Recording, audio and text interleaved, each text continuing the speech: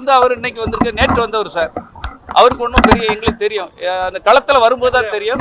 ஒரு கவர்ச்சிக்காக ஒரு கவர்ச்சி, அது ஒரு பிம்பம், அதாவது ஒரு அட்டக்கத்தி என்னைக்கும் நிஜ கத்தி பட்டாக்கத்தி ஆகாது. அட்டக்கத்தி வேற பட்டாக்கத்தி வேற தான், நிஜம் வேற நிழல் வேற.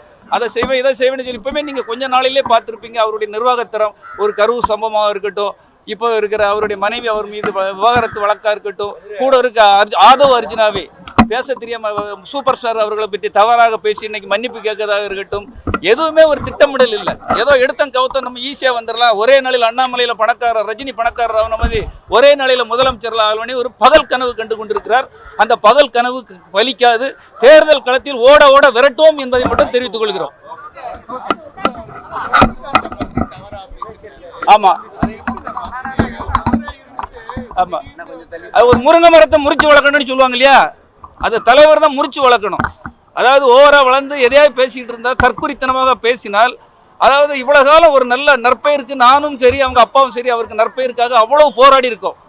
ஆல்பத்தை தூக்கிட்டு போய் தெருவாக ஆபீஸாக போராடி அவருக்கு ஒரு நல்ல பெயரை உருவாக்கி இருக்கோம். இப்ப நேற்று 6 மாசத்துக்குள்ள வந்த ஒரு ஆதவ் அர்ஜுனா போன்றவர்கள், ஒரு தற்குறிகள் அவருடைய ஒரு புகழை கெடுக்கிறதுக்கு நினைக்கிறாங்க. நிச்சயமாக தேர்தல் களத்தில் ஓட ஓட ஓட ஓட விரட்டப்படுவார்கள் என்பதுதான் உண்மை.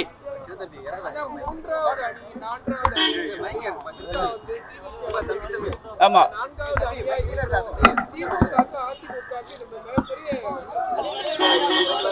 அதிமுகவை பொறுத்தமட்டில் உங்களுக்கே தெரியும், ஒரு தோல்வி அடைந்த கட்சி. அவர் எடப்பாடி பழனிசாமி அவர்கள் அவருடைய கட்சியை அவரே அழித்துக் கொண்டிருக்கிறார். பல பிரிவுகளாக சின்ன பின்னமாக சசிகலா அவர்கள், அதே போல பல பிரிவுகள். இப்போ அங்கிருந்தே அருமையண்ணன் ஓபிஎஸ் அவர்கள் இங்கே வந்துட்டாங்க.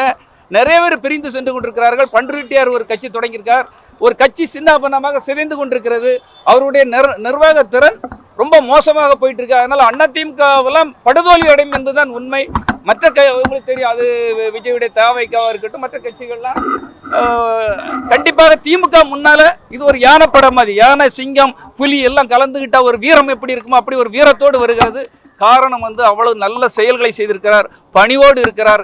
யாரை பற்றியும் பொது வழியில் தப்பா பேசாம அமைதி, சொல்லல்ல செயல் என்பதில் தெளிவாக இருக்கிறார் சிஎம் அவர்கள். அதனாலதான் அவருக்கு மக்கள் ஆதரவு இருக்கிறது என்பது என்னுடைய